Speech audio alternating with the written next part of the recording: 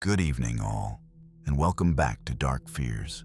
Tonight, we are traveling deep into the quiet back roads of Canada, into forgotten mining towns, frozen lake communities, and sleepy villages that hide secrets far darker than their postcard streets suggest. These are real accounts from people who were just trying to live ordinary lives, until something in their small town watched them, followed them, or decided they would never be allowed to feel safe again. As you listen, remember that these places are not far away fantasies. They are the kinds of towns you might drive through on a weekend trip without ever knowing what really happened there after dark. If you are new here, make sure to subscribe to Dark Fears for daily true horror content that will keep you up at night. Hit that notification bell so you never miss when the darkness calls. My name is Lucas Hargreave, and this happened when I was 34. During the winter, I inherited my grandmother's house in a town called White Pine Crossing. White Pine Crossing sat along a frozen river in northern Canada, the kind of place people only stopped in because their car broke down or their fuel ran out. My grandmother had lived there her entire life, attending the same small stone church every Sunday without fail. When she passed, the house and her unanswered questions became mine. The first thing I noticed was the silence. Not peaceful silence, heavy silence, as if the town was holding its breath. The second thing was the church. It stood at the edge of town, gray stone cracked with age, its steeple crooked like a broken finger pointing at the sky. No lights, no cars, no sign of activity. Yet every local I met avoided looking at it, their eyes drifting away as if pulled by instinct. On my first night, just after midnight, the church bells rang. Not once, not twice, but continuously. Slow, deliberate tolls that vibrated through the frozen ground and into my chest. I checked the time. 12:07 a.m. There were no scheduled services, no caretaker, no electricity running to the building. And yet, someone or something was ringing the bell. The bells stopped exactly at 12:13 a.m. 6 minutes. Always 6 minutes. I didn't sleep after that. Instead, I sat by the window, watching the church through drifting snow, half expecting to see movement. I saw none, but I felt watched, the way you do when someone stands just outside your field of vision. The next morning, I asked the woman at the general store about the bells. Her face drained of color. "They shouldn't be ringing for you yet," she said quietly. "For me?" I asked. She rang up my groceries without meeting my eyes. "If you hear them again, don't look outside. And whatever you do, don't answer the door afterward." That evening, I searched my grandmother's house for answers. In the basement, I found a wooden box filled with old church programs, each dated years apart, but all marked with the same handwritten note: 6 minutes. Pray they pass you by. That night, the bells rang again. 12:07 a.m. 6 minutes. This time, when they stopped, there was a knock at my front door.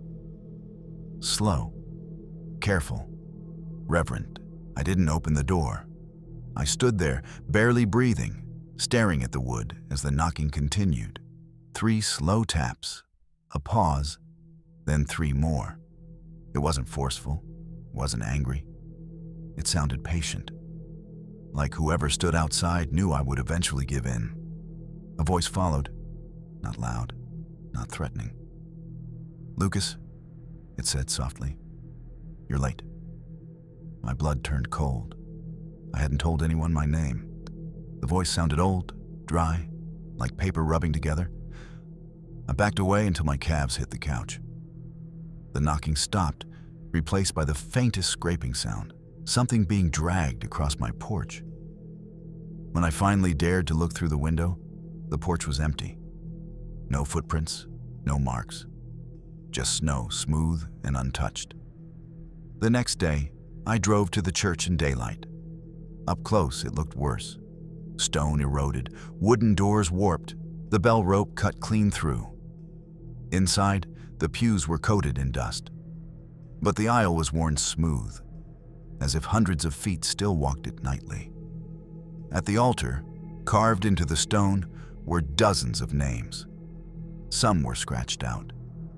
Some were fresh.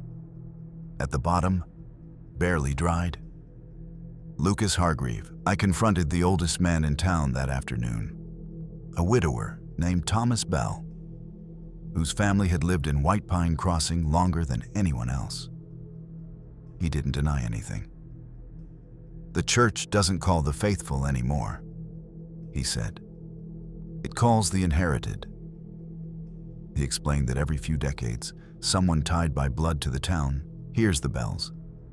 The 6 minutes were not a warning, but a selection. "It needs a caretaker," Thomas said. "Someone to answer when others knock." "Answer what?" I demanded.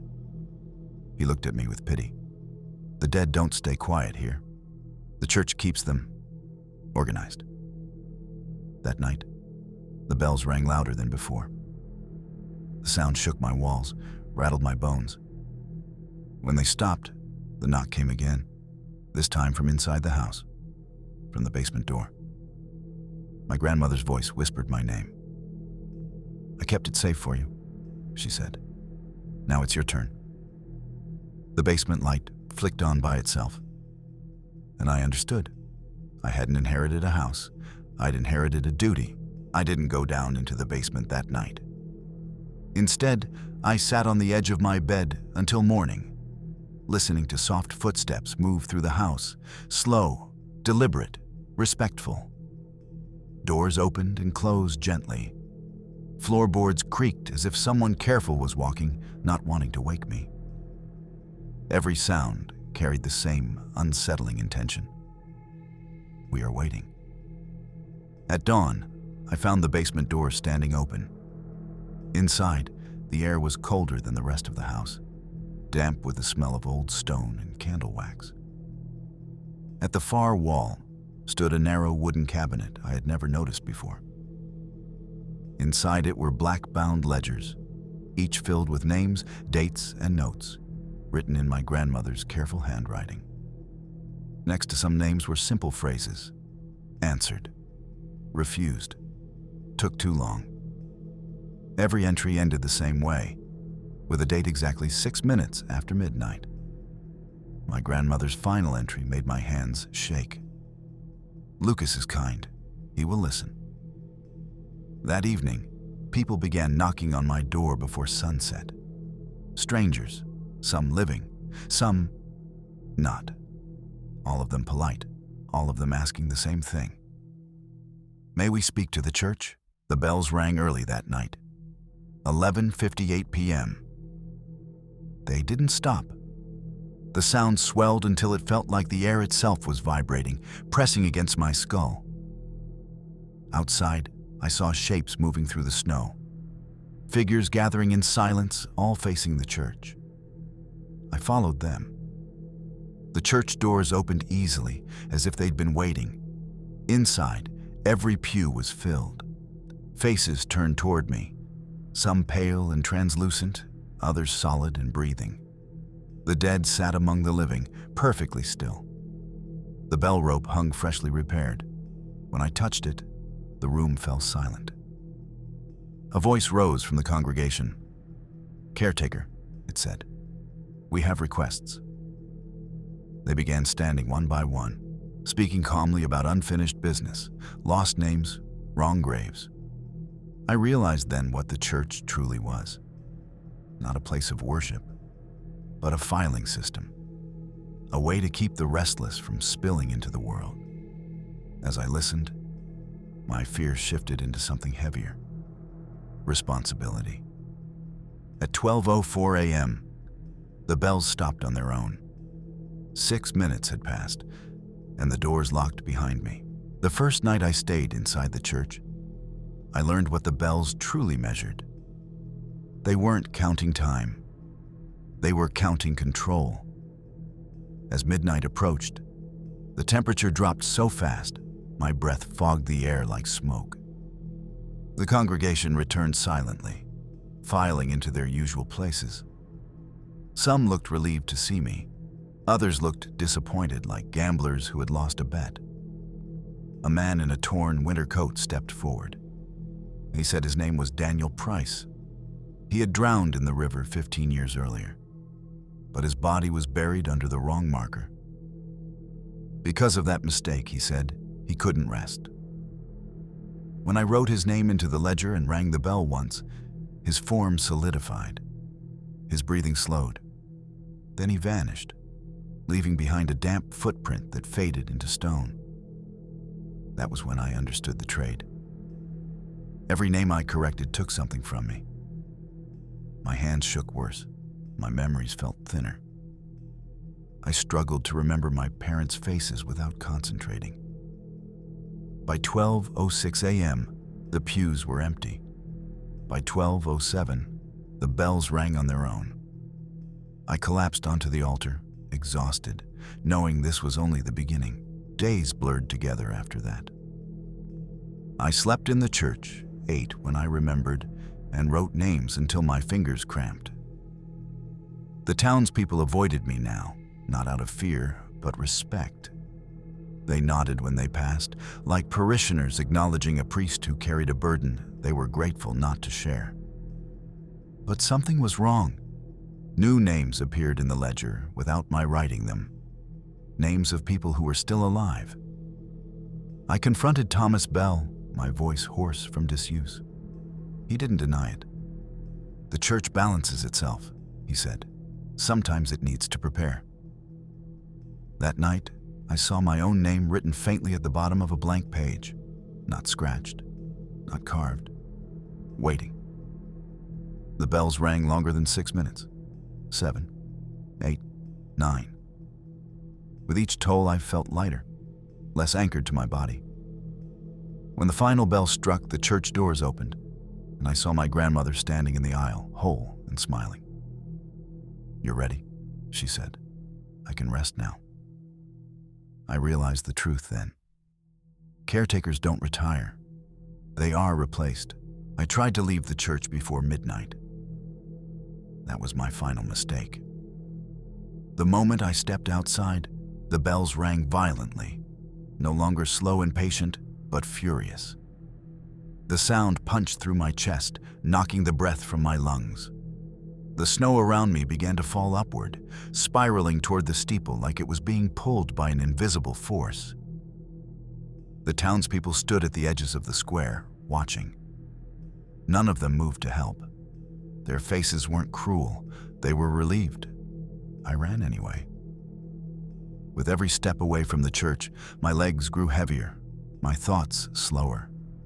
Memories slipped through my fingers like melting ice. I forgot my childhood home, then my parents' voices, then the reason I was running at all. By the time I reached the road, I couldn't remember my own last name. A voice boomed from the bell tower, deep, layered, ancient. Caretaker does not abandon.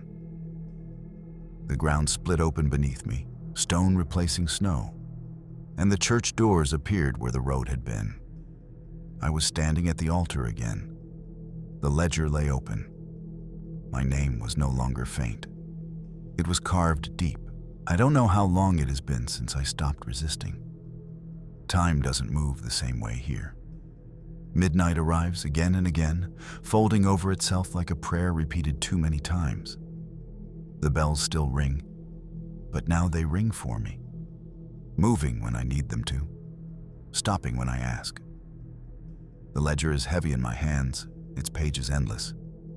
New names appear every night, some familiar, some not yet born. I write them carefully, gently, the way my grandmother once did. I understand her kindness now. This is not punishment. This is containment. The dead knock less often. The living sleep more peacefully. White Pine Crossing survives because someone listens when the bells call. Sometimes, just before the final toll, I feel a pull.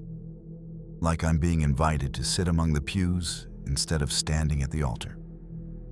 When that happens, I ring the bell once and remind myself why I must remain, because if I ever stop answering, the bells will ring for everyone. My name is Noah Bennett, and this happened when I was 31. During the summer, I worked as a seasonal ranger near a remote Canadian town called Coldwater Reach. Coldwater Reach existed on the edge of a massive glacial lake, so deep the locals claimed it had no bottom. The town survived on fishing and tourism, though no one ever swam there. Not even kids, not even drunks. The lake was treated less like water and more like a boundary. On my first day, the senior ranger, Elaine Mercer, gave me the usual safety briefing: wildlife, weather, emergency radios. Then she paused and added something that didn't fit. "If anyone goes into the lake," she said slowly, "you don't follow them. You mark the time." I laughed, thinking it was a joke. She didn't. The locals told stories quietly. Boats found drifting with engines running, fishing lines pulled taut as if hooked on something massive, then snapping. People who waved from the shore and were never seen again. That night, I stood at the dock watching fog crawl across the water like a living thing. The lake made no sound, no ripples, no insects dared skim its surface. Then I saw someone standing chest deep in the water, perfectly still, facing me. I called out. The figure didn't respond. I grabbed my flashlight and shined it across the water. The beam cut through the fog just enough to reveal a man, middle-aged, fully clothed, eyes open, but unfocused. His skin was pale, bloated, like he'd been submerged for days. Yet he was standing, not floating, standing. The waterline sat just below his shoulders, but the lake was known to drop sharply only a few feet from shore. He should have been sinking. Instead, he remained upright, unmoving, as if something beneath the surface was holding him there. I radioed Elaine, my voice shaking. She arrived within minutes, took one look, and quietly told me to turn off the light. "You look too long," she said. The man's head twitched slightly, tilting toward me. His mouth opened and bubbles rose, not from breathing, but from deep below him, as if the lake itself was exhaling. Elaine pulled me back. "That's not him anymore," she whispered. "The lake borrows shapes. It wants to be seen." As we retreated, I heard something shift beneath the dock, wood creaking under pressure from below. Then the water rippled for the first time, and the figure began to walk forward. Elaine locked the dock gate behind us, her hand steady despite the tremor in my own. We didn't look back. The fog swallowed the shoreline almost instantly, erasing the place where the man had been standing, as if the lake didn't want witnesses. Back at the ranger station, Elaine poured 2 cups of coffee we didn't drink.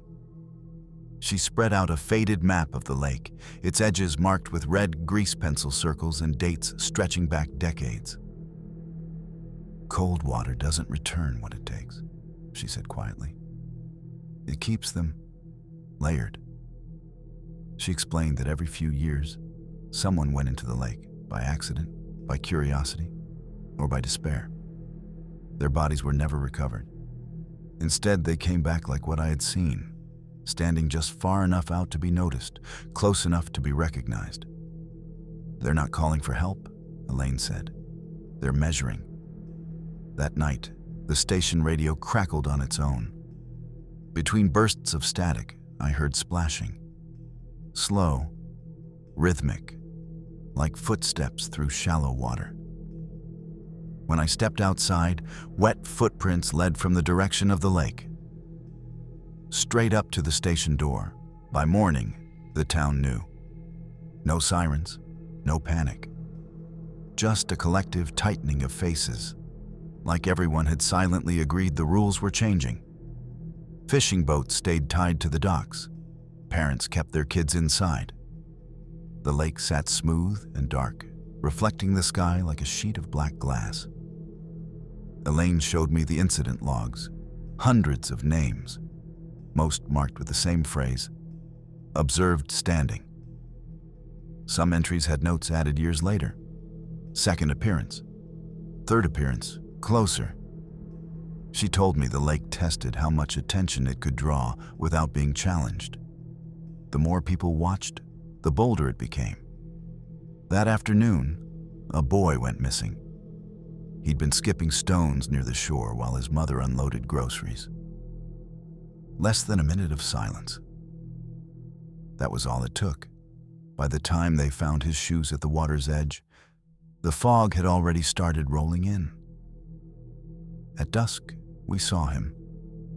He stood beside the drowned man from the night before, both figures aligned perfectly, eyes fixed on the town. Elaine whispered, "It's learning our shapes faster now." Behind them, the lake's surface bulged slightly, as if something vast beneath was shifting to get a better look. That night, the lake refused to stay quiet. From the ranger station, I heard water lapping against the shore in slow, deliberate pulses, even though the wind was dead still. Each sound carried weight, as if something massive was shifting its position beneath the surface. Elaine sat across from me, her eyes fixed on the radio, listening for patterns only she seemed to recognize. "The lake's never shown more than one at a time," she murmured. "Not until now."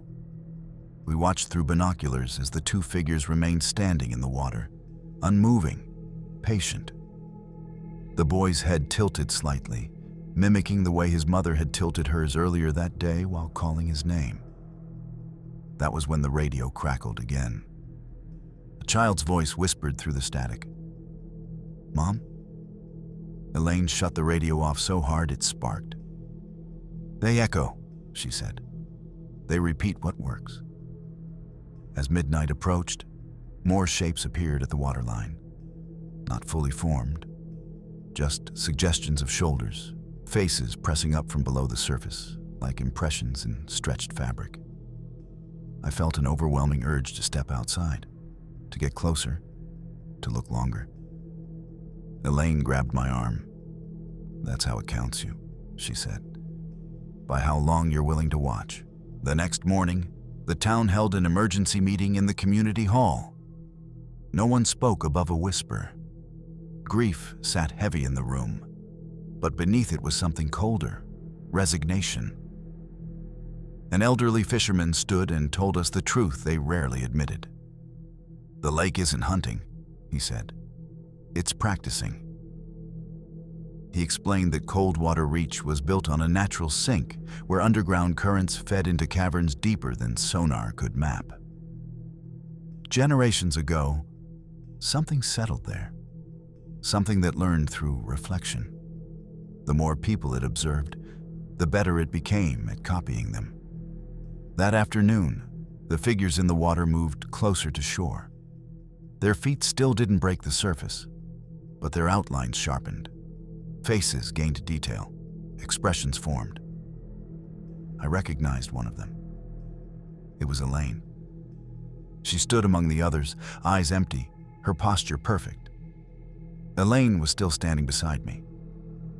She didn't look at the lake. She looked at me. "It's skipping steps now," she said quietly. "We don't have much time." Behind the false Elaine, the water swelled, rising, not spilling, as if something enormous was lifting itself just beneath the surface. And for the first time, the lake made a sound like breathing. Elaine made the decision before I could argue. "If it's learning us," she said, "then we stop letting it watch." Just before sunset, we cut power to the shoreline lights and blocked off the access roads. The town went dark, curtains drawn tight, windows covered. Coldwater Reach turned inward like an animal playing dead. For a few hours, it worked. The lake stayed still. The fog thinned. The shapes retreated just enough to blur again. Then someone screamed. A man had stepped onto his porch to smoke, just for a minute, long enough for the lake to notice.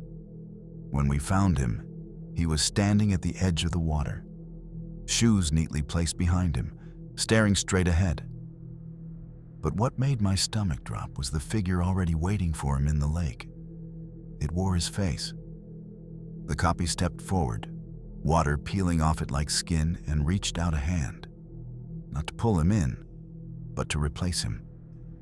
Elaine dragged me back as the real man walked into the water willingly, his expression calm, almost relieved. The duplicate took his place on shore, blinking like it was adjusting to light. "That's new," Elaine whispered. "It's not taking them anymore. It's swapping them." Behind the copy, the lake's surface rose higher than I'd ever seen, like something massive was finally standing up. By morning, Coldwater Reach was no longer the same town. People moved stiffly. Conversations felt wrong, slightly delayed. Elaine kept a list of subtle signs: mirrors avoided, reflections checked too often, people hesitating before saying their own names. "The copies don't get everything right," she said. "Not yet." We tested it. A woman who claimed to be my neighbor couldn't remember where she kept her spare key. A man forgot the name of his dog. Small things, but enough to prove the truth. The lake wasn't replacing people to hide. It was replacing them to leave. At noon, the waterline dropped suddenly, as if something enormous had uncoiled beneath it. The figures were gone. The fog lifted completely for the first time since I arrived. Elaine stared at the lake, her face pale. "It's finished studying," she said. "Now it's moving on." That afternoon, the copies began to leave town, one by one, heading down the highway without luggage, without goodbyes. No one tried to stop them. That night, as I packed to leave, I caught my reflection in the window. For half a second, it didn't move when I did. And from far away, I heard water lapping against shore. Slow, deliberate, familiar. That night, I couldn't sleep. The lake had retreated, but its presence remained.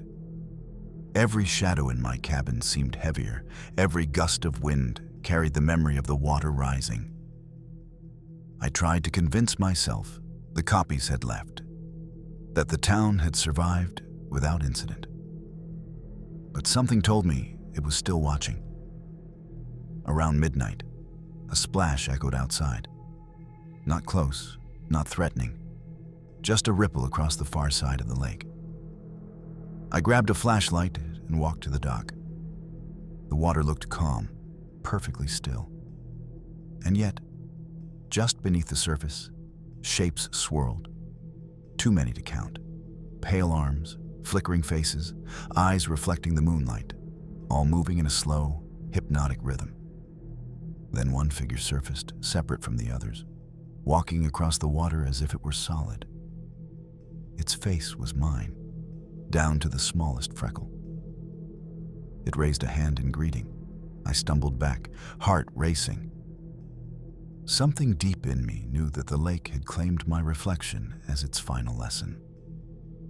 Before I could react, the shapes below receded. The water became black glass once more. The echo of splashes lingered long after, as if the lake was whispering a promise or a warning. By sunrise, the lake had returned to its quiet, still state. But I felt different. I knew I had been observed, cataloged, and tested. The town seemed ordinary again, but I caught people glancing at me with subtle hesitation. Not out of suspicion, out of fear, or maybe recognition. Elaine left soon after, citing personal reasons. I stayed, knowing that someone had to watch. Someone had to make sure the lake didn't forget our shapes completely. Every so often, a ripple would disturb the surface, subtle but undeniable. like a heartbeat beneath the ice. I keep a journal now, detailing every time the water shifts or figures appear. I note patterns, measure time, record reflections. The lake has taught me something important.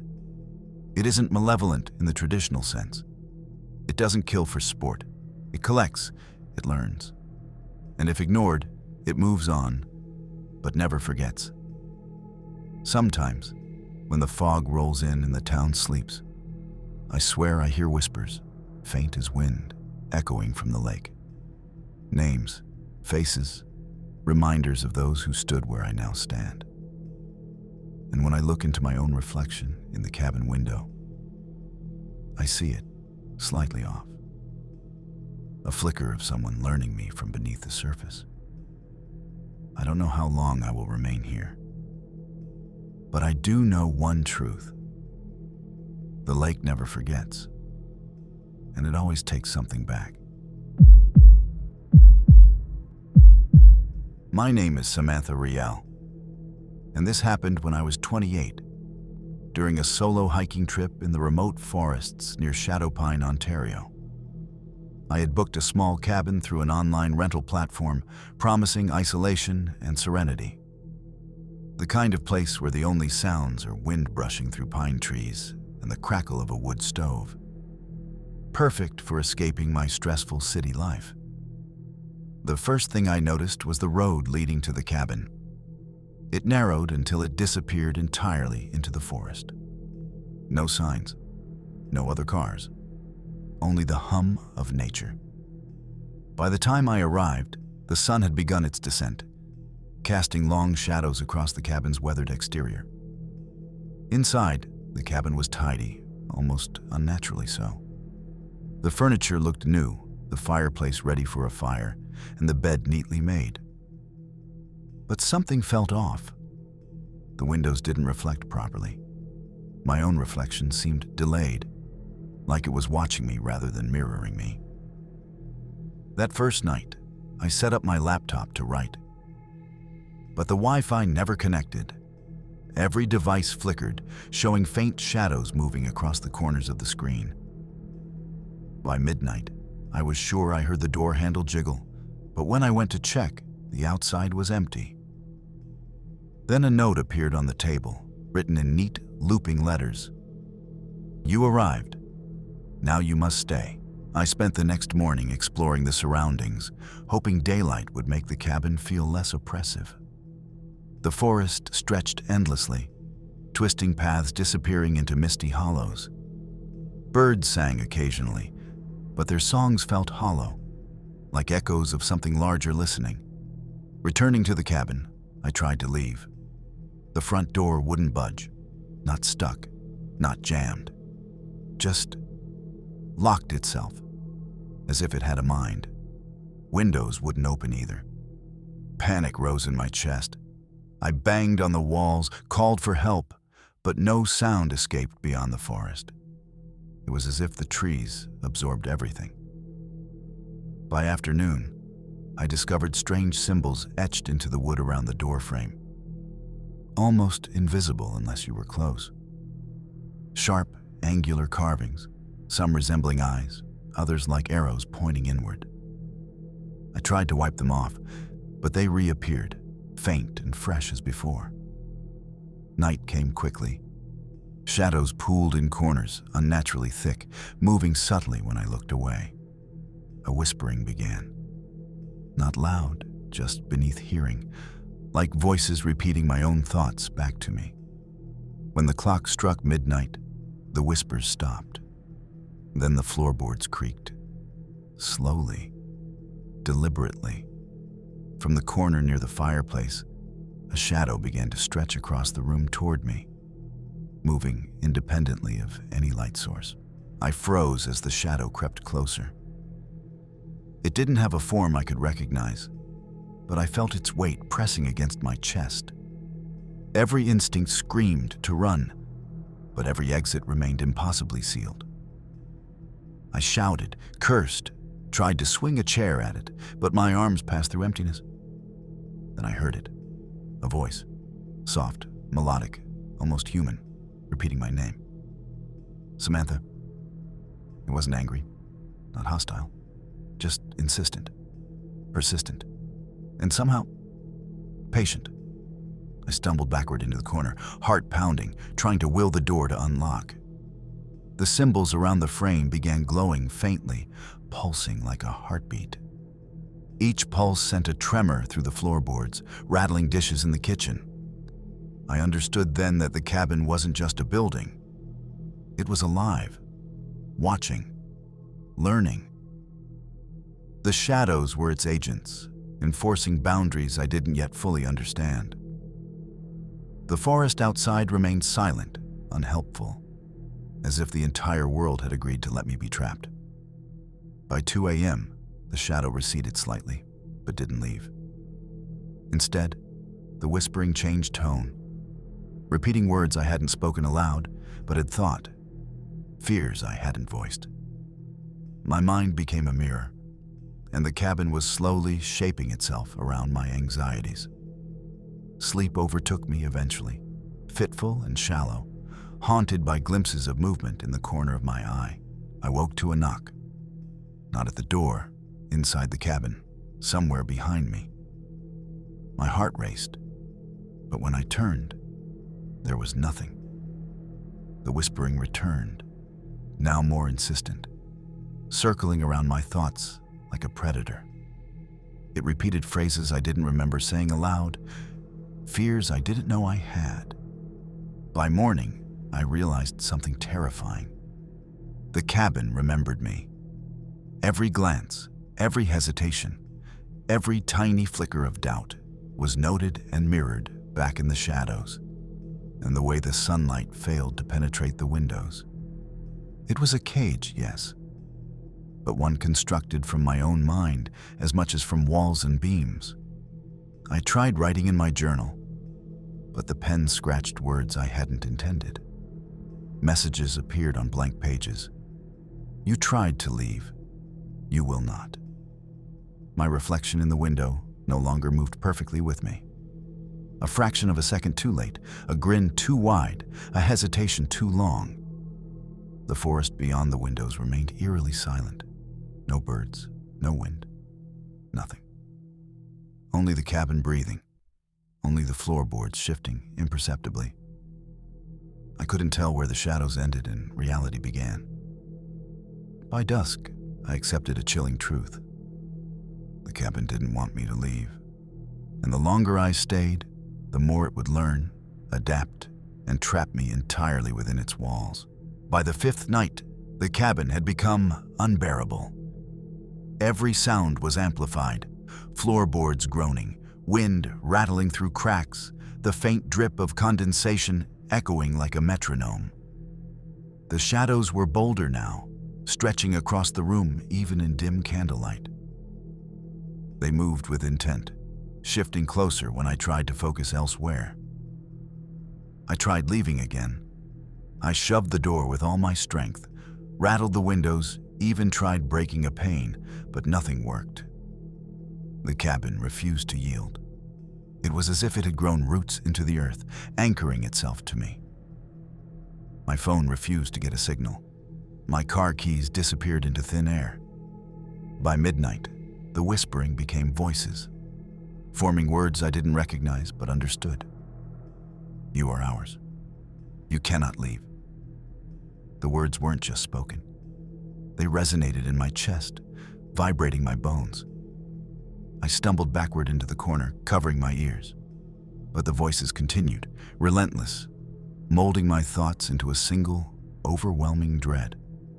I realized then that the cabin didn't just trap bodies. It trapped minds. It studied fear, cataloged hesitation, and learned to manipulate both. As I curled against the wall, trying to make myself small, I noticed the shadows had stopped moving. Instead, they gathered, pooling at the far corner, as if waiting for something or someone. The sixth day felt endless. Every attempt to leave was met with subtle resistance. A sudden gust slamming the door closed, windows locking themselves, Even the furniture shifted when I wasn't looking, subtly blocking paths.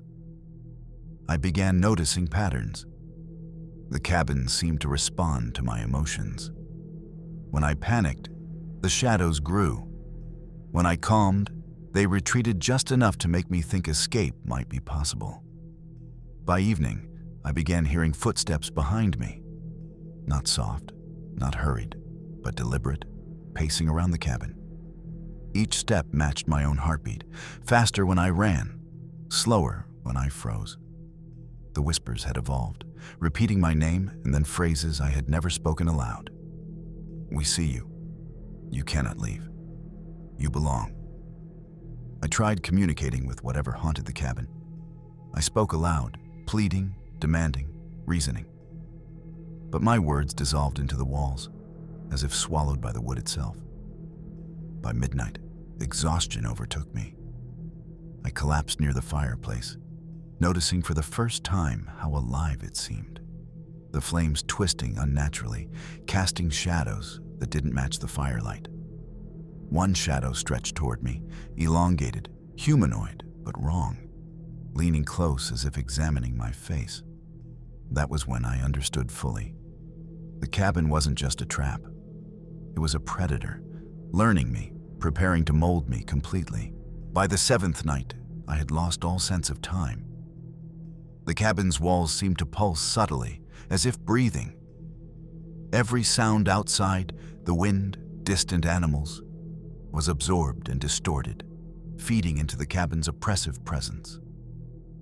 The shadows had multiplied, now crawling along the walls and ceiling, moving independently of any light source. I tried speaking aloud, reasoning with it, begging for release. My voice bounced off the walls, warped and returned as whispers of mockery.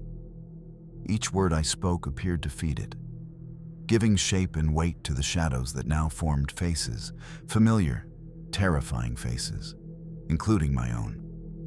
I could see every fear I'd ever held reflected in the dark forms surrounding me. That night, I noticed something I hadn't before.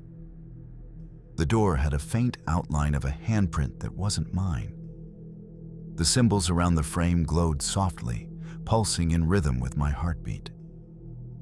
I realized the cabin was learning not just from my fear, but from my attempts to escape. Every strategy I tried only taught it how to counter me. By midnight, the whispers turned into voices again, repeating memories I hadn't told anyone. Private, intimate moments. The cabin had seen them all, and the shadows advanced, slowly, deliberately, stretching along the floor toward me. I understood then that the cabin was patient. It didn't need to rush.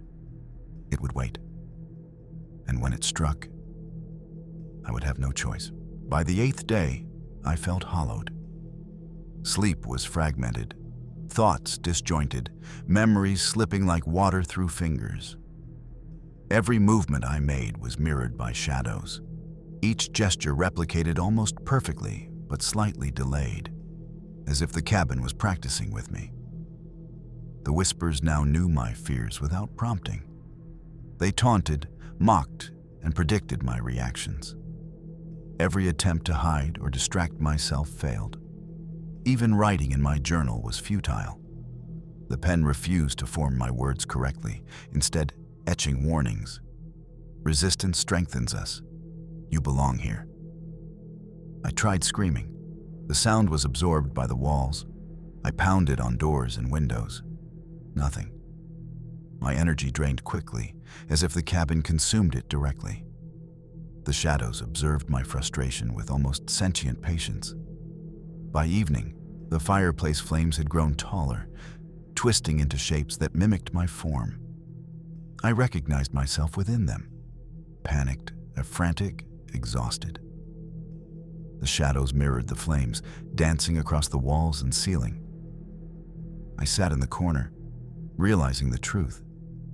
The cabin didn't just trap me physically. It was molding me, shaping me into an extension of itself, teaching me how to remain within, how to be patient, how to fear perfectly. And the worst part, I couldn't tell if it had already begun changing me. When night fully fell, the door creaked open by itself, inviting me. But I knew better. Outside meant something else entirely. By the 9th night, I was broken. The cabin no longer felt like a building.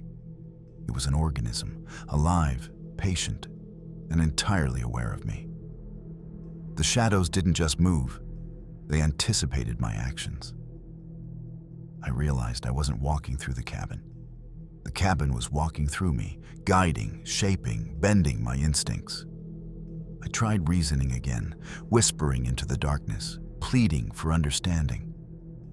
The shadows coalesced into forms I recognized, my parents' faces, friends I had long forgotten, all staring silently. The whispers grew clearer, repeating my deepest fears aloud. You will never leave. You belong here. Forever. I sank to the floor, trying to shrink into myself, but the cabin refused to let me disappear. By midnight, a new shadow emerged near the fireplace.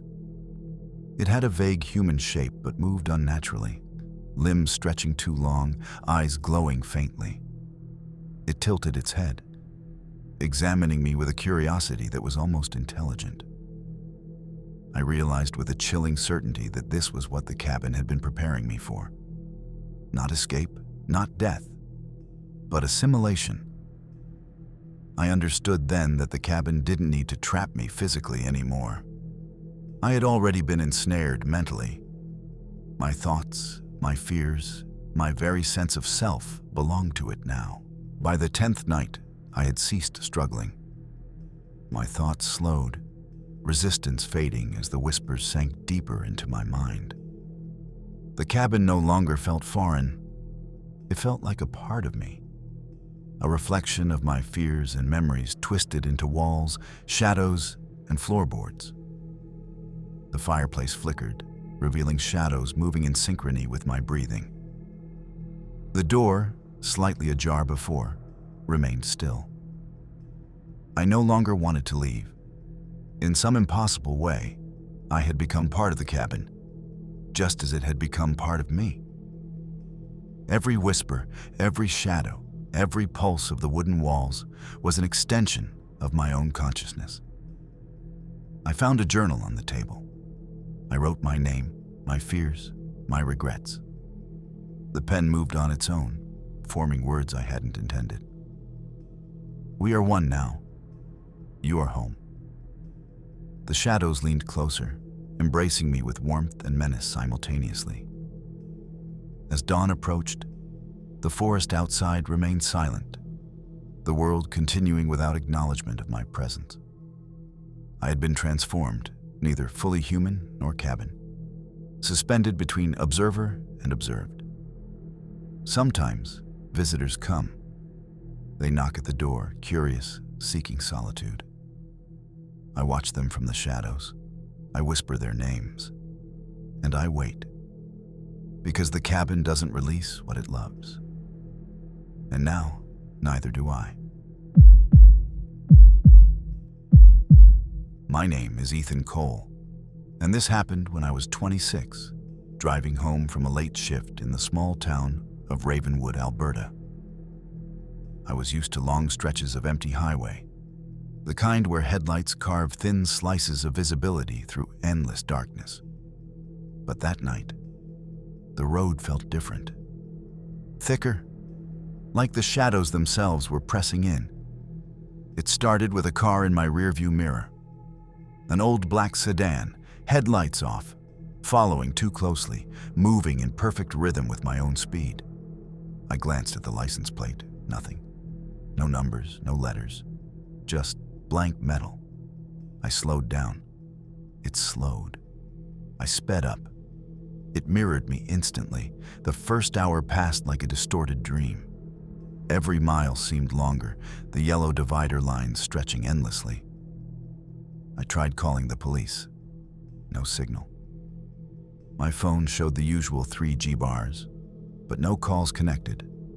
The road ahead became a ribbon of fog, dense and white, curling around unseen curves. Then I I saw someone standing in the middle of the highway. A man. Just standing. He raised a hand casually, like he was waiting for a ride. I slammed on the brakes, but the car didn't stop. I swerved, missed him by inches, and glanced in the rearview mirror. The black sedan was gone. My heart pounded as I continued driving, gripping the wheel until my knuckles turned white. Every tree lining the road seemed taller, darker, and closer. The fog thickened, wrapping the highway in a suffocating blanket. I thought I had lost the figure, but then I saw him again, standing at a bend ahead, impossibly still, perfectly centered. I tried to swerve around him, but the road twisted unnaturally. Curves appeared where none should exist, doubling back, stretching into darkness. The black sedan reappeared behind me, its engine silent. Panic clawed at my chest. I slammed the brakes, but the car continued moving, as if the asphalt itself had taken control. Time seemed to stretch. Minutes felt like hours. My sense of reality warped. The highway no longer felt like a path, but a corridor, leading somewhere unseen, somewhere I didn't want to go. Every reflective surface, the windshield, side mirrors, even the chrome trim, showed faint, fleeting images of faces staring back at me, eyes wide, mouths open in silent screams. I tried honking, screaming, but the sounds were muffled, swallowed by the thick fog.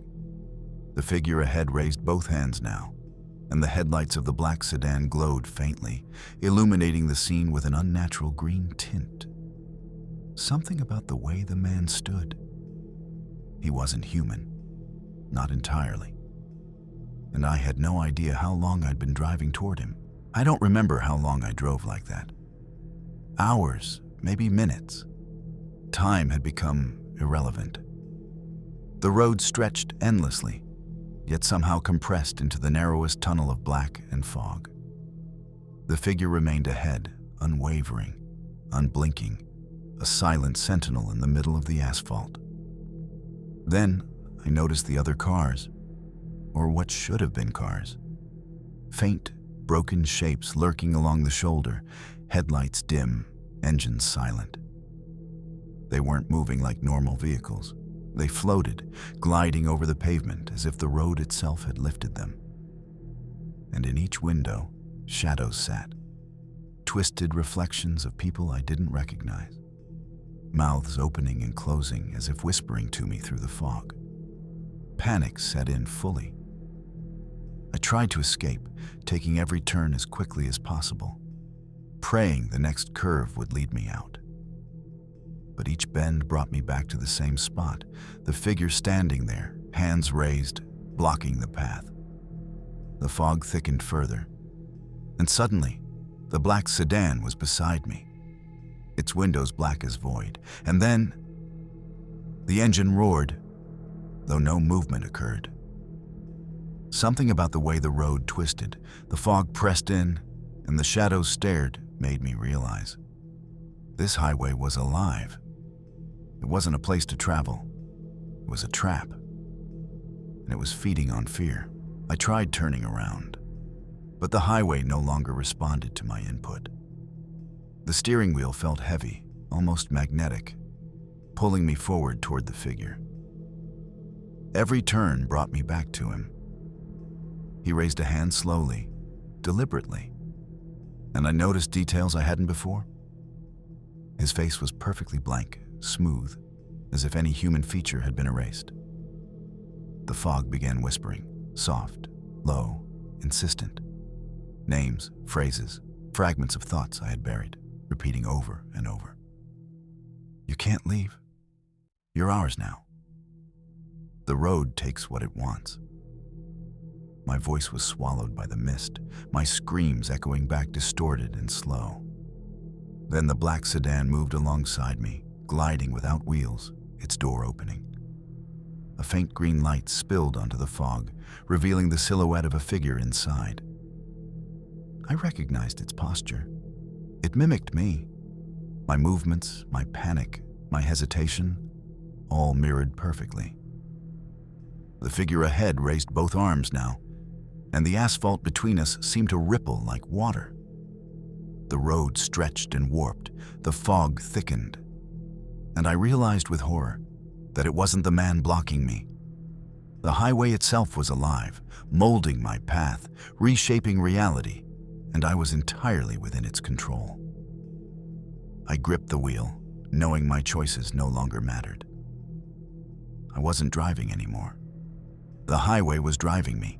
By the 5th hour, if it could even be measured in hours, my mind began to fracture. The black sedan never left my side, silent and exact, a shadow of my own fear. The fog pressed against the car windows, leaving streaks of condensation that reflected shapes moving behind me. But whenever I turned, nothing was there. The highway ahead twisted impossibly, creating sharp bends that should have hurled me off the road. Yet my car obeyed some unnatural will, hugging the asphalt perfectly. I realized the figure ahead, the blank-faced man, wasn't moving. It was the road itself shifting around him. Every time I tried to accelerate, the road seemed to stretch farther, keeping him always just ahead. Voices began whispering inside the car, emanating from nowhere and everywhere at once. The highway collects. The highway learns. The highway keeps. My own thoughts were no longer my own. The whispers repeated every fear I'd ever had, reshaping them, amplifying panic until my pulse thrummed in my ears like a second heartbeat. I slammed on the brakes, swerved violently, and tried reversing. Nothing worked. The asphalt undulated, guiding me inexorably forward. My car was no longer a vehicle. It had become a vessel of the highway's will, moving through a world that no longer belonged to me. By the 6th hour, exhaustion overtook me. My eyes burned from staring into the fog, my hands ached from gripping the steering wheel, yet every nerve was alive with terror.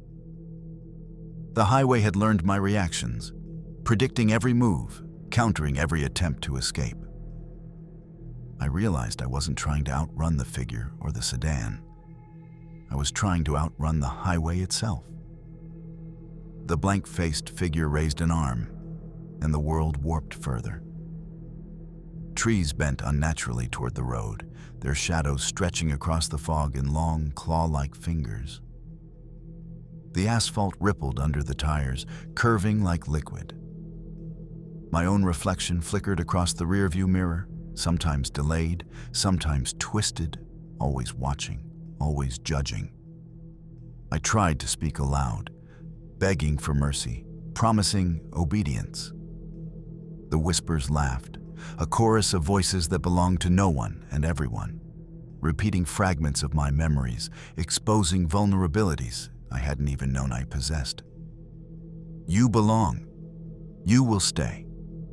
The highway keeps its own. Panic surged as I realized I had no control. No matter how I turned the wheel, pressed the pedals, or slammed the brakes, the road led me inevitably toward the figure, toward the unknown beyond the fog. The black sedan stayed close, silent, patient, and perfectly aligned. And then the road began to rise, folding upward like a wall, enclosing me in a tunnel of asphalt and mist. I understood then that escape was impossible. I was entirely at the mercy of the highway. By the 7th hour, the highway had become something alive, breathing around me, twisting and contorting with a will of its own. The black sedan stayed beside me, perfectly aligned, a silent specter that mirrored every panic-fueled movement I made. The fog thickened into a wall, swallowing everything beyond a few feet. I noticed the figure ahead again, blank face and raised arms. It didn't move closer. It didn't need to. The highway moved me toward it. Every bend, every undulation, guided by some unseen intelligence. The whispers intensified, now almost deafening in their clarity. The highway chooses. The highway claims. You belong. I tried to fight, gripping the wheel, slamming on brakes, even steering off the road into the foggy forest. The tires slid, but the asphalt beneath bent and twisted to funnel me back. My own reflection in the rearview mirror had begun to act independently, mimicking movements I hadn't made yet, as if the highway was practicing with my mind. Suddenly, the black sedan opened its doors. A faint green light spilled across the road, and inside, I saw a shadowy figure, almost like me, watching patiently. The highway warped further, the trees stretching like dark, skeletal fingers, shadows crawling across the asphalt. I realized with crushing certainty, the highway didn't just trap bodies, it trapped minds. And by the 8th hour, mine was already halfway gone. By the 8th hour, exhaustion had dulled my sense of reality. I could barely tell where the road ended and the fog began. The black sedan glided silently beside me, perfectly aligned, its shadow blending into the mist. The blank-faced figure stood ahead, arms extended, and the asphalt rippled beneath it like liquid obsidian. I tried reasoning, whispering pleas aloud. The fog absorbed my words, twisting them into distorted echoes, replaying them over and over. The whispers now weren't just voices. They were tangible, brushing against my skin like invisible hands, burrowing into my thoughts. You belong. You cannot leave. The highway keeps its own. Every instinct told me to fight, but fighting felt futile. The steering wheel pulled my hands. The pedals pushed my feet. My body had become an extension of the road, my mind a passenger in a vehicle I no longer controlled. As the highway curved impossibly upward, the black sedan slid closer, doors opening to reveal faint silhouettes of previous victims. Faces twisted in silent screams, hands reaching out as if to warn me. Yet they were trapped in the same endless loop. I understood fully then. This was no accident. The highway didn't just swallow travelers, it absorbed them, feeding on fear, reshaping reality, and storing what it consumed. By the time the 9th hour approached, I knew I wasn't driving anymore. The highway was driving me. By the 9th hour, I had lost all sense of control. The black sedan floated effortlessly beside me, perfectly matching my speed, its interior glowing faint green with shadowy forms that seemed to watch my every move.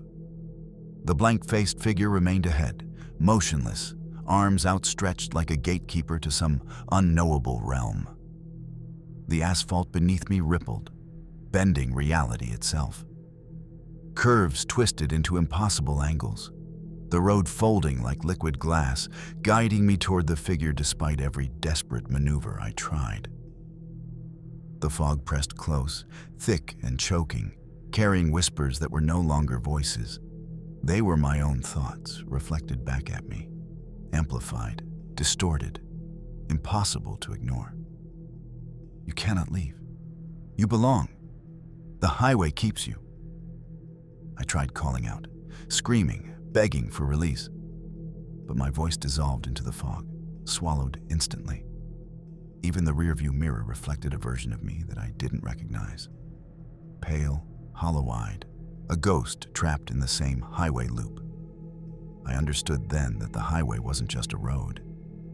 It was a predator, patient, methodical, consuming fear, shaping minds, folding reality to its will. Every mile I drove, I became more part of it. My identity blurred with the asphalt, the fog, the shadows. Escape was no longer an option. The figure ahead raised a hand, and the road beneath me rippled like water, preparing for the inevitable. By the 10th hour, resistance had entirely drained from me. I realized I was no longer the driver of my car. The highway had become the pilot, and I a passenger in a living nightmare. The black sedan glided perfectly beside me, doors open, shadows reaching outward, as if inviting me to join them. The blank-faced figure no longer seemed human. It leaned slightly, tilting its head, and I understood with terror that it was the highway made manifest. A sentinel, a guide, and a collector of souls. The asphalt beneath rippled and rose like waves, folding the road into impossible loops. Trees bent unnaturally toward the vehicle, their shadows clawing at the fog. I tried one last desperate maneuver, gripping the wheel, slamming brakes, turning sharply. But nothing worked. Every move was anticipated. Every action was countered. The whispers had become a choir of the trapped, voices I recognized from past travelers, echoing my fate. You are ours. You belong here. Forever. And then it stopped. The black sedan glided ahead and merged with the fog. The blank-faced figure faded into the rising asphalt. I sat alone on the road, the fog thinning slightly, dawn approaching. But I knew better. The highway had claimed me. Part of it now, moving endlessly through twists, folds, and shadows, waiting for the next traveler brave or foolish enough to drive into its grasp. I was still alive, yet not free. I was a part of the road, and it would never let me go.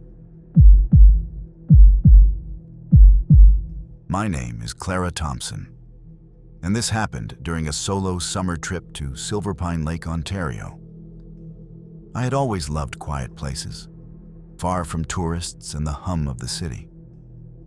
The lake was perfect, or so it seemed at first. Calm waters reflecting the dense forest, a sky untouched by street lights, and a sense of solitude I had craved for months.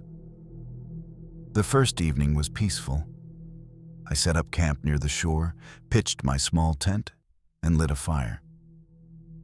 The water lapped gently and the forest whispered with the wind. But as night fell, I noticed something strange. The water's surface, which should have reflected the stars perfectly, seemed slightly warped. Ripples formed without wind, and dark shapes moved just beneath, disappearing when I shone my flashlight. At first, I told myself it was my imagination, a trick of firelight and fatigue. But then I heard it. A faint splash, far too deliberate to be a fish. I shivered, convincing myself it was wildlife, yet every instinct screamed danger.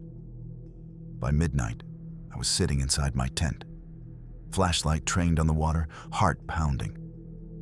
Something moved at the far edge of the lake, a shadow larger than any animal I knew. It didn't swim, it glided. And every time I blinked, it seemed closer.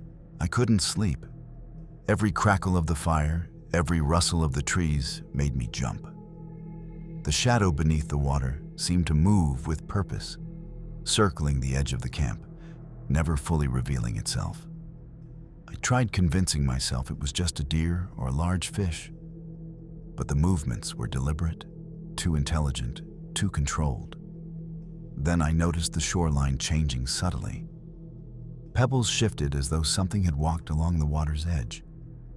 Tiny footprints, too large, too deep, formed in the damp sand.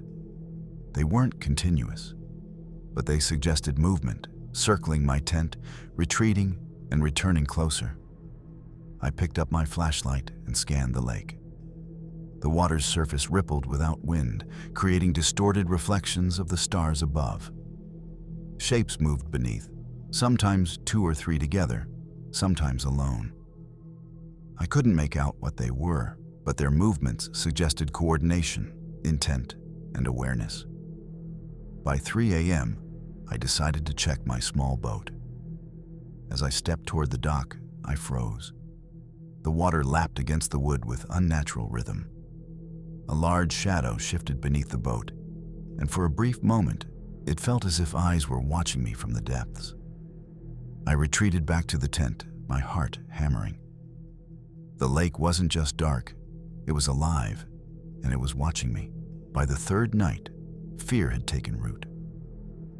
I kept the fire burning almost constantly, and my flashlight never left my hands. The lake's surface had become restless. small waves forming in patterns too regular to be natural. Shapes glided beneath the water, dark and indistinct, appearing and disappearing as though playing a cruel game. I could no longer tell if it was curiosity or malice in their movements. Then I heard it, a low hum vibrating through the ground beneath my feet. Not the wind, not an animal, but something resonating from the lake itself. I froze, straining to listen. The hum grew louder, almost melodic, calling me. Every instinct screamed to run, yet I felt rooted to the spot, unable to move. I dared to look closer, leaning toward the water. My reflection stared back at me, but it was wrong. My eyes appeared sunken, my skin pale, almost translucent. And behind me in the reflection, I saw shapes, humanoid, yet distorted, with limbs too long and faces too smooth. They weren't in the real world, but in the reflection, they mimicked me, watching, waiting. Panic surged, and I stumbled backward. The shoreline seemed to shift beneath my feet, guiding me subtly toward the water. I realized then that the lake didn't just observe. It influenced, and it wanted me. By the fourth night, I couldn't trust anything I saw. Every movement in the lake, every ripple, felt like communication. The shadows beneath the surface weren't random. They followed patterns, approaching when I looked away, retreating when I dared to focus. The hum had grown into a deep resonance that seemed to vibrate through my bones, synchronizing with my heartbeat. I tried to leave. I packed my small belongings and carried them to the boat. But when I approached the dock, I realized the lake had changed. The water no longer reflected the sky or the trees correctly. It was dark, almost black, and faint outlines of figures lingered just below the surface. My boat rocked slightly, though there was no wind.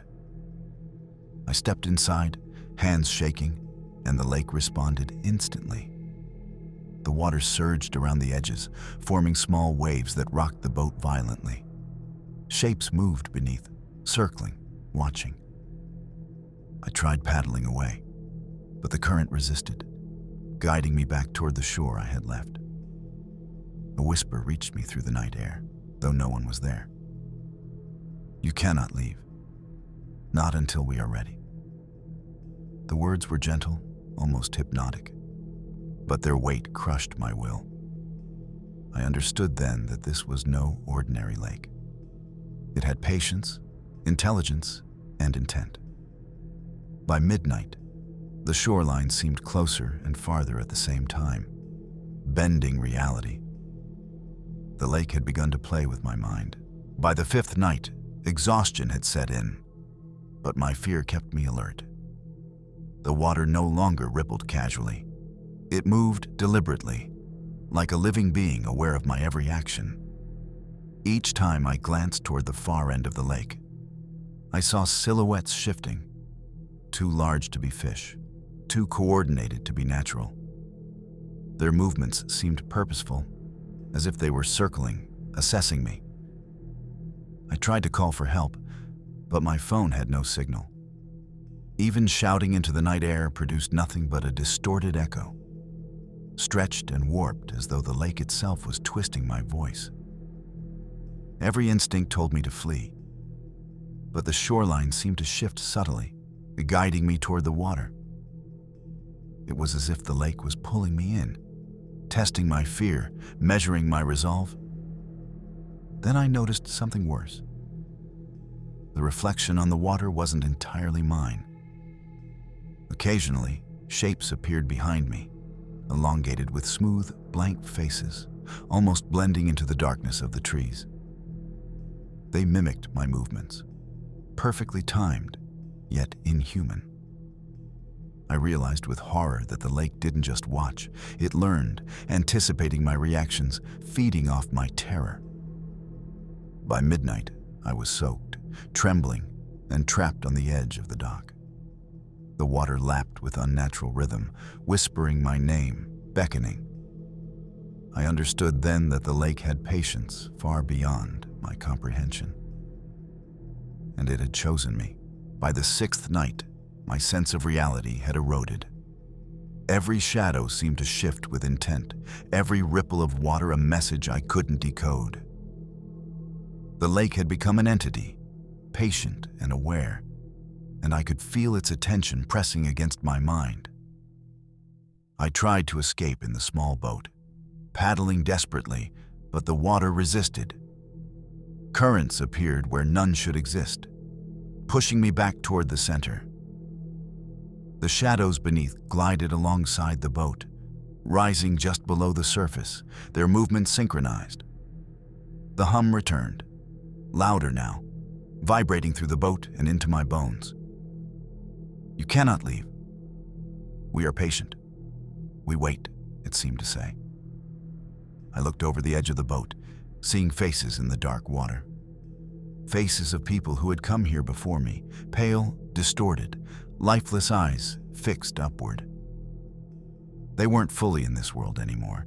They were part of the lake, trapped, yet aware.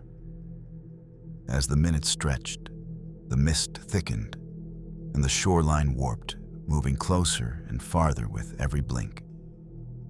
I realized then that no amount of paddling, no amount of resistance could overcome the lake's will. It wasn't just a body of water. It was a predator with infinite patience, slowly encasing me in its dominion, waiting for the moment it would finally pull me beneath its surface. By the seventh night, the lake's intent became terrifyingly clear. The shadows beneath the surface moved with coordination, circling the boat, testing boundaries. Every time I tried to paddle faster, the currents pushed me back, almost as if the water was alive, aware of my intentions. The reflection in the lake had grown more sinister. Behind me, humanoid shapes with elongated limbs and smooth, blank faces mirrored my panic.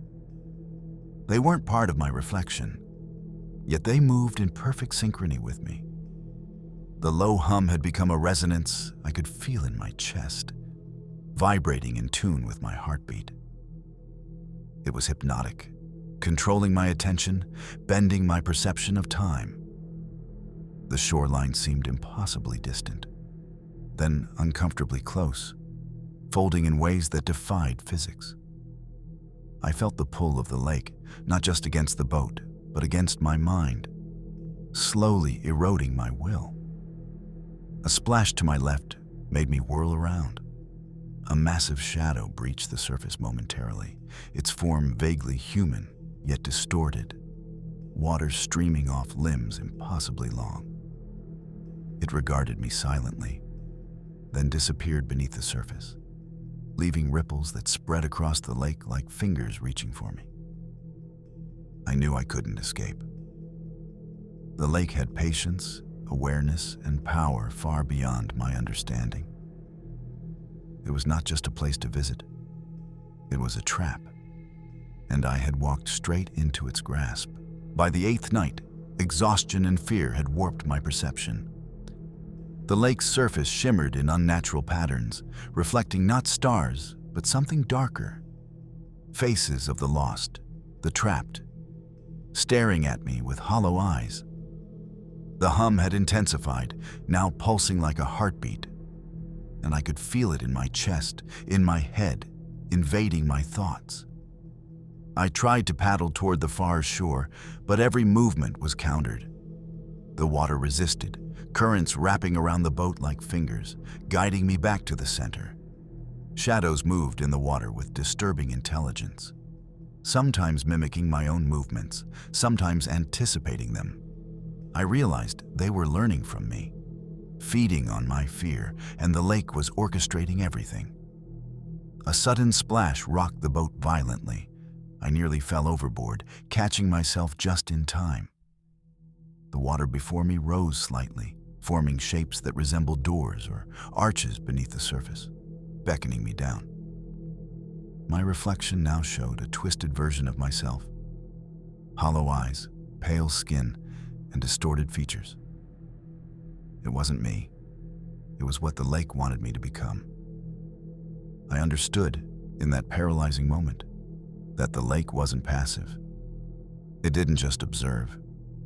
It drew you in, slowly breaking your mind, your will, until you became part of it. Resistance was meaningless. Escape was a lie. By the 9th night, terror had consumed me completely. The lake no longer appeared natural. The water's surface seemed a sentient mirror, bending and twisting reality.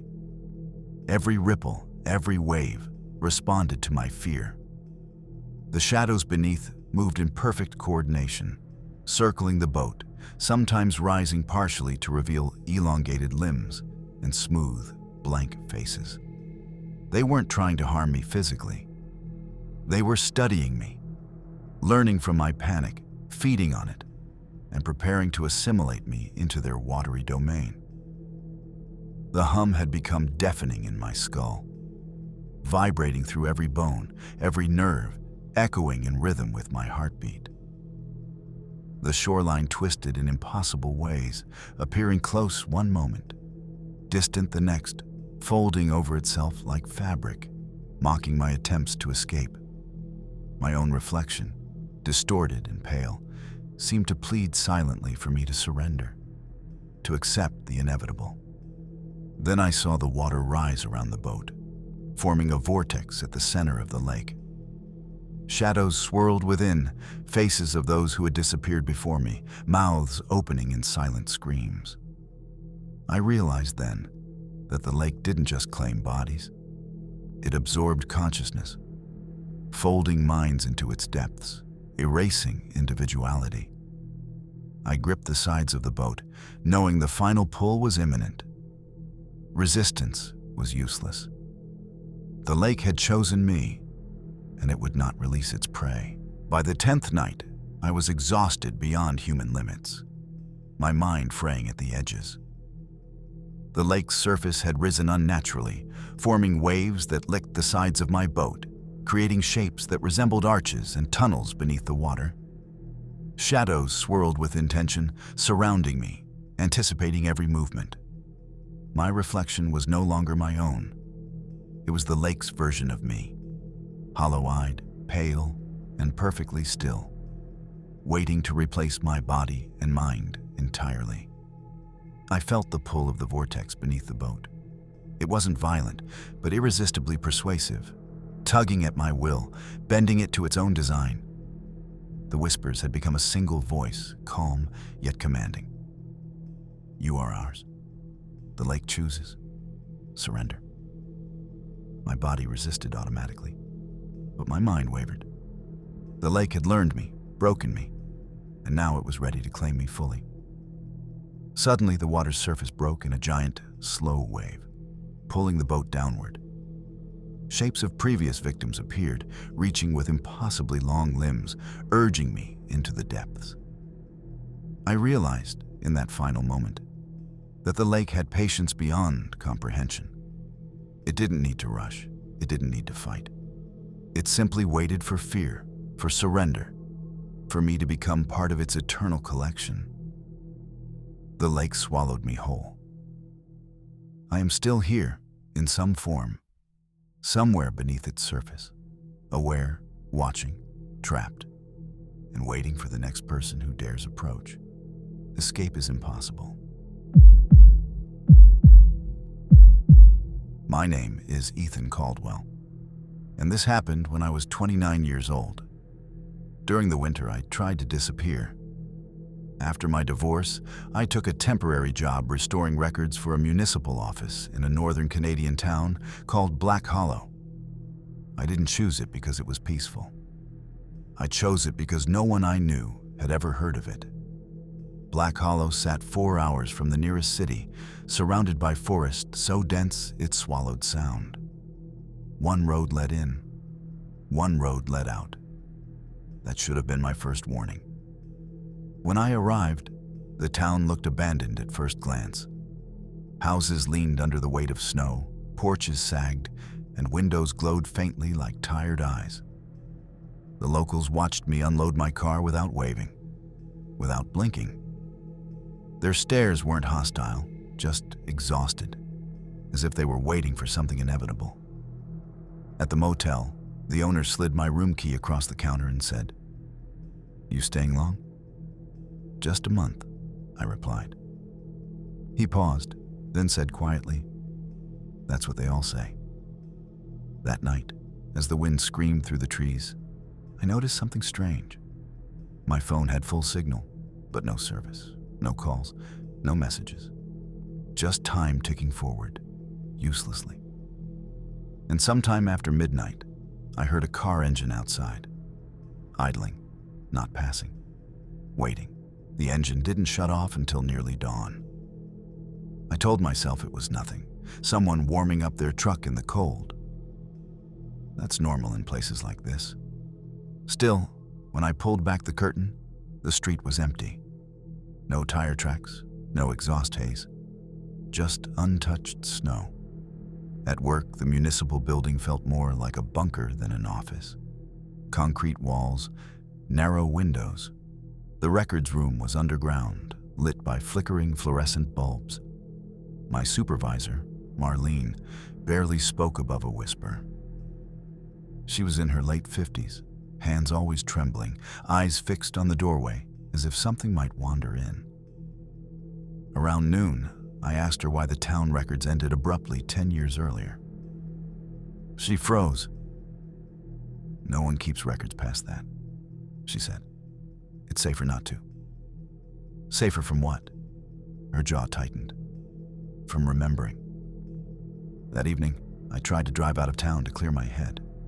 The road stretched ahead, freshly plowed, perfectly visible. I drove for 30 minutes, then 40. The gas gauge never moved. The radio crackled to life without warning, playing an emergency broadcast tone, followed by silence. When I finally saw the town's welcome sign again, my stomach dropped. Black Hollow. Population 412. I had driven in a straight line, yet somehow I was back. I tried again the next morning. Same result. No matter how long I drove, no matter how fast, the road always bent gently and returned me to Black Hollow, like a noose tightening. When I confronted Marlene, she didn't act surprised.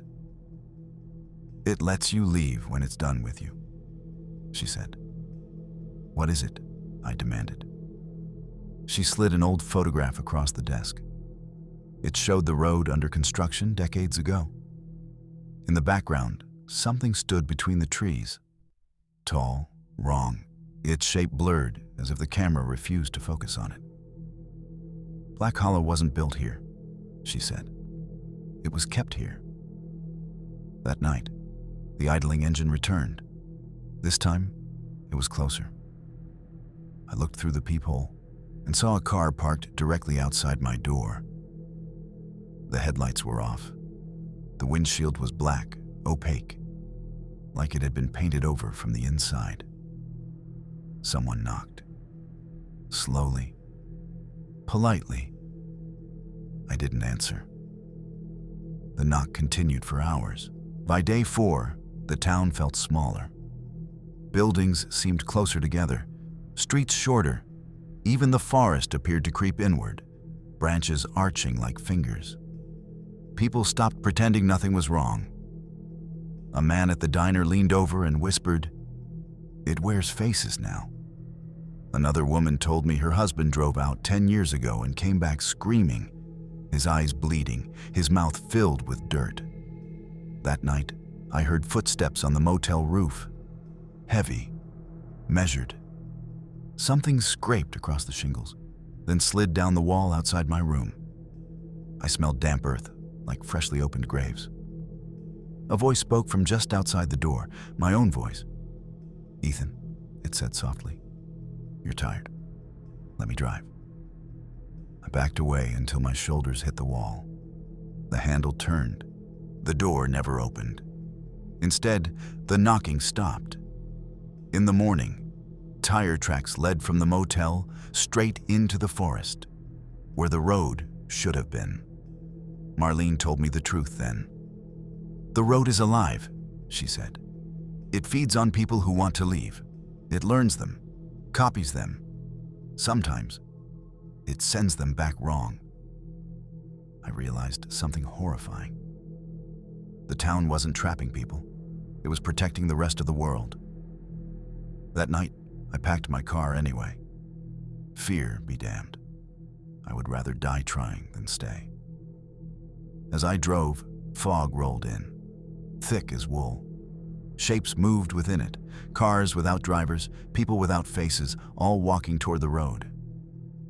The radio whispered my thoughts back to me. You're almost ready. The road opened up. For the first time, it didn't curve back. I drove for hours. The gas needle finally dropped.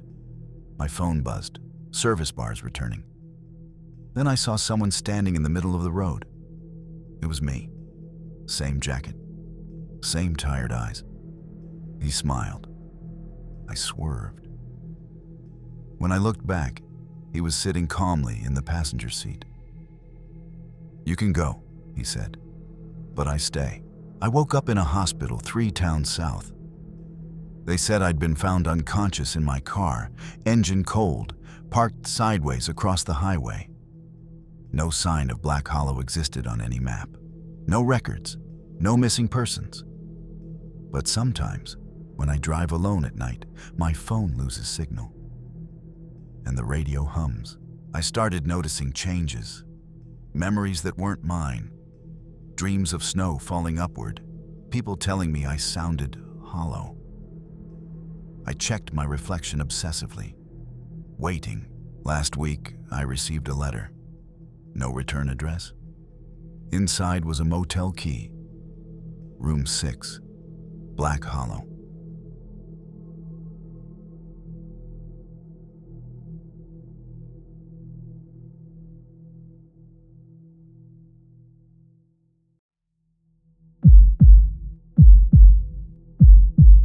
My name is Ethan Marshall, and this happened during a work trip to a small town in northern British Columbia.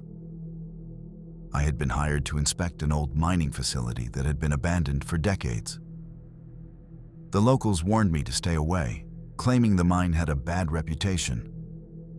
But I was a skeptic, convinced that old legends were just stories. The entrance was chilling. Rusted beams leaned precariously, and the yawning tunnels swallowed light instantly. I stepped inside with my flashlight, feeling the temperature drop immediately. Every footstep echoed unnaturally, bouncing off the walls as if the mine had a memory, repeating sounds in distorted ways. At first, I thought it was just the acoustics, but soon the echoes began to deviate. My own words, whispered to myself, were returned in altered tones, slower, heavier, almost mocking. I reached the first chamber, a wide cavern filled with collapsed beams and forgotten equipment. Shadows seemed to shift in the corners of my vision, and I caught fleeting glimpses of shapes. Humanoid, yet impossibly thin, with glowing eyes reflecting my flashlight. They vanished whenever I tried to focus. Then I heard a voice. Not mine, not human, but something that mimicked the cadence of speech. Why are you here? It was soft, almost curious, yet laden with menace. My heart raced. The mine wasn't empty. Something, or things, were waiting inside, and they had been listening for years. I tried to convince myself it was a hallucination, stress from the work trip, or poor lighting. But the further I walked, the more the mine seemed alive. The walls were slick with condensation, yet pulsating slightly, as if breathing. My flashlight flickered, and I realized the shadows weren't merely reacting to light. They were responding to me, moving with intent.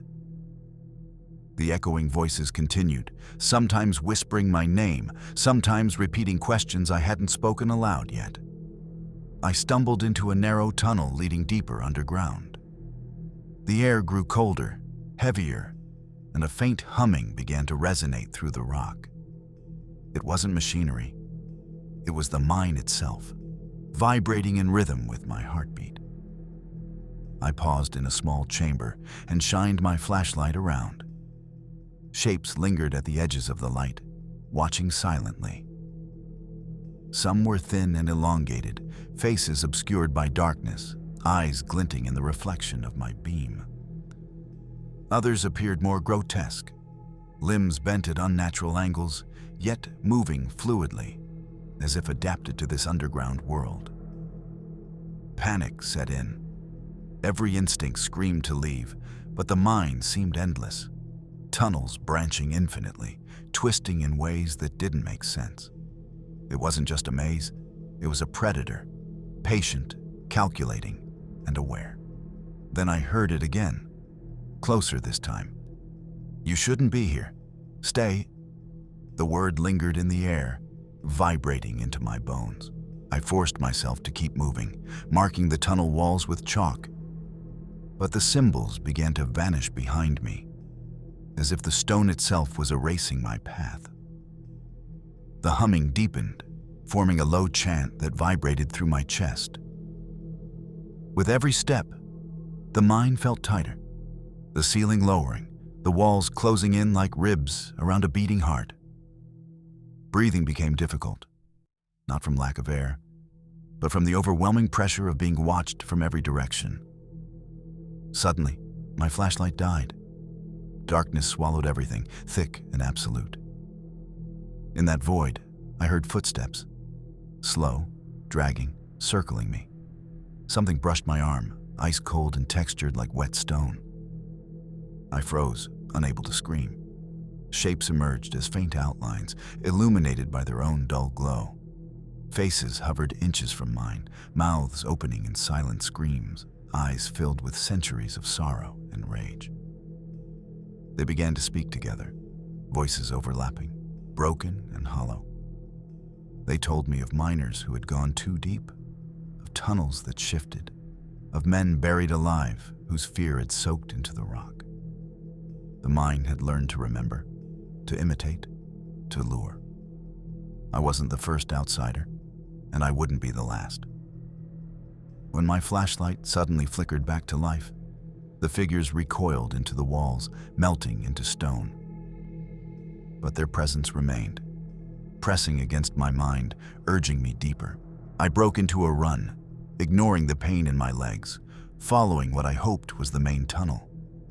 The mine responded violently. Rocks fell from above, tunnels groaned, and the chanting rose into a furious roar. Shadows poured from side passages, stretching across the ground like grasping hands. I felt something grab my ankle, fingers digging in with inhuman strength. But desperation gave me the power to break free. Ahead, I saw daylight, a thin, blinding line slicing through the darkness. I screamed as I ran, lungs burning, heart hammering louder than the collapsing mine behind me. The voices howled in unison, furious and pleading at the same time, begging me to stay, to join them, to become part of the echoes forever. I burst out of the entrance and collapsed into the snow, gasping for air. The mine went silent instantly, as if nothing had happened. Behind me, the entrance looked ordinary, lifeless. No sounds, no movement. Authorities later sealed the mine permanently after I reported everything. They found no evidence of instability, no records of unusual activity. But sometimes, late at night, I still hear that humming in my ears. And when I speak alone, my words occasionally return to me. Slower, heavier, and not quite human. Days passed after the incident, but the mine never truly let me go. I returned home, convinced distance would silence the echoes. Yet the humming followed me like a parasite lodged deep in my skull.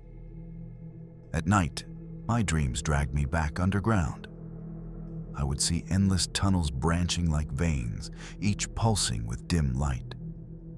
The faces from the walls appeared again, closer now, whispering my name with familiarity, as if I belonged among them. I stopped sleeping. Every sound in my house felt amplified. The creak of the floorboards, the hum of the refrigerator, even my own breathing. Sometimes, when the room went quiet, I heard faint tapping from the walls, slow and rhythmic, exactly like pickaxes striking stone. When I pressed my ear against the plaster, the sound grew clearer, accompanied by distant screams muffled by earth. One evening, I noticed dirt beneath my fingernails. I scrubbed until my skin burned, but the soil remained, packed deep like I'd been digging in my sleep. Muddy footprints appeared outside my bedroom door, leading nowhere. Panic set in as I realized the mine wasn't haunting my memories. It was claiming me, piece by piece. The worst moment came when I looked into the mirror and saw my reflection hesitate just for a second before copying my movement. In its eyes, I saw the same hollow glow from the mine. That's when I understood. The echoes weren't outside anymore. They were settling in, learning my shape. I finally returned to the mine, driven by a certainty I couldn't explain. The authorities had sealed it, but the barricades lay shattered, as if something inside had pushed its way out.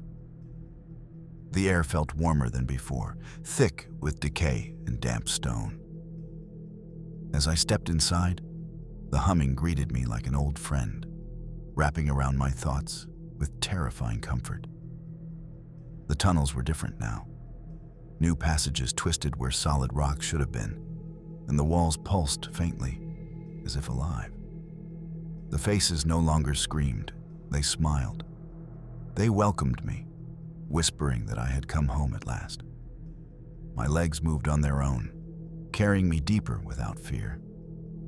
At the heart of the mine, I found a vast chamber filled with collapsed bodies fused into the walls, their mouths open in frozen agony.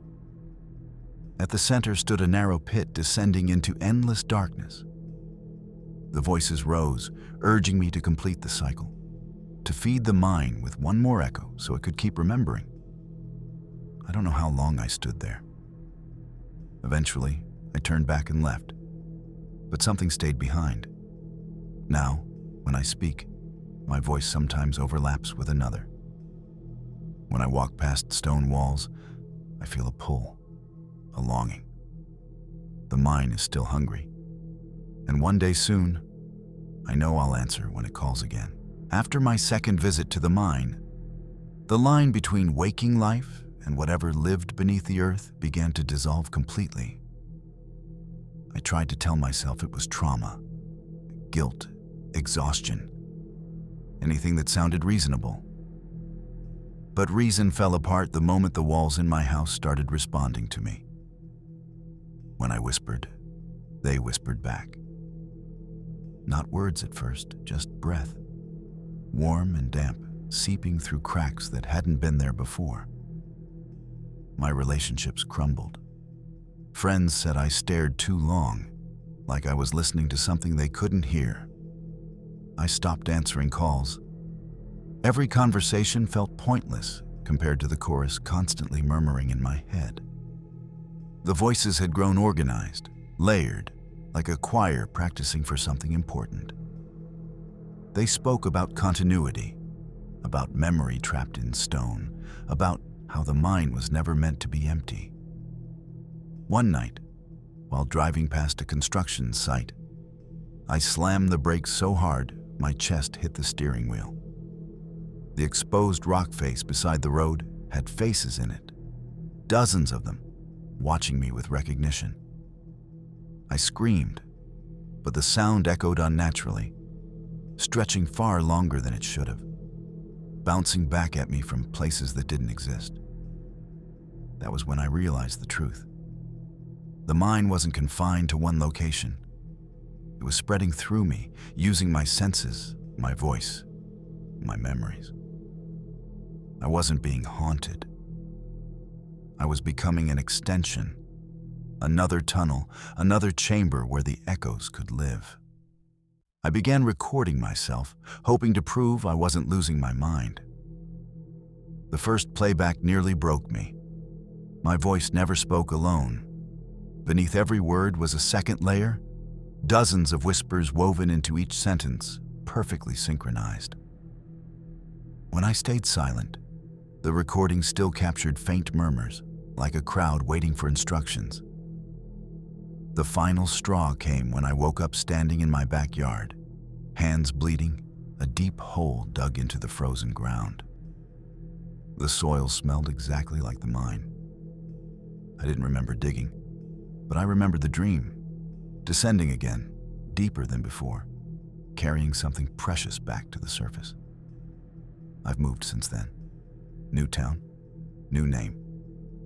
But stone is everywhere, and sometimes, when I pass brick buildings or concrete bridges, I feel the familiar pull. The echoes haven't stopped. They're patient. They know stone outlives flesh, and they're willing to wait.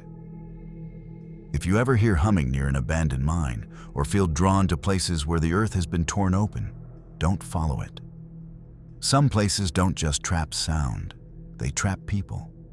And once they learn your voice, they never forget it. I thought leaving would weaken the connection, but distance only sharpened it. The echoes adapted.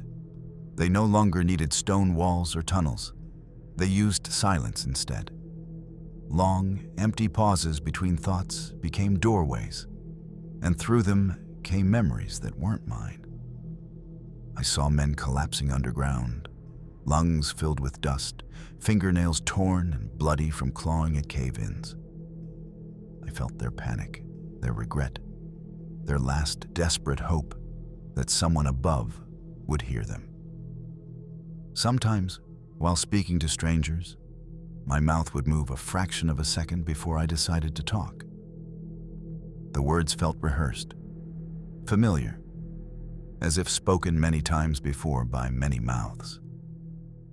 I caught myself repeating phrases I'd never learned, warnings about depths and hunger and remembering. People would laugh nervously, assuming it was a joke. I never corrected them. The worst incident happened in a public place. I was walking through a subway station when the vibrations hit. Deep, rhythmic, comforting. The walls seemed closer than they should have been. For a moment, the concrete rippled like damp earth, and faces pressed through the surface, mouths moving in perfect sync with my breathing. I dropped to my knees, hands over my ears. But the sound wasn't coming from outside. It was resonating from my chest. Security escorted me out. They said I was having a panic attack. Maybe I was. But panic doesn't leave fingerprints of dirt on your ribs. Panic doesn't hum your name long after the noise fades. I'm writing this now because the echoes have changed again. They don't whisper anymore. They instruct. They tell me where to go, where the ground is thin, where old tunnels were buried and forgotten. I've started marking places on maps without remembering why. When I look back later, the markings form a network, lines and intersections that resemble the mine's layout perfectly. Last night, I stood in my kitchen holding a hammer, staring at the concrete floor. I don't remember picking it up. I only remember the feeling of anticipation, like standing at the edge of something inevitable. I put the hammer down, but the urge didn't fade. It's still there, pulsing in time with my heartbeat. I know how this ends. The mind doesn't want to kill me. It wants to continue. It wants new chambers, new voices, new memories embedded in stone. And I'm the doorway it learned to walk through. If I disappear, they'll say I moved again. They'll say I was unstable. Maybe that's easier. But if you ever hear about construction delays caused by unexplained collapses, or reports of humming beneath city streets, remember this: some mines never close. They just learn how to travel.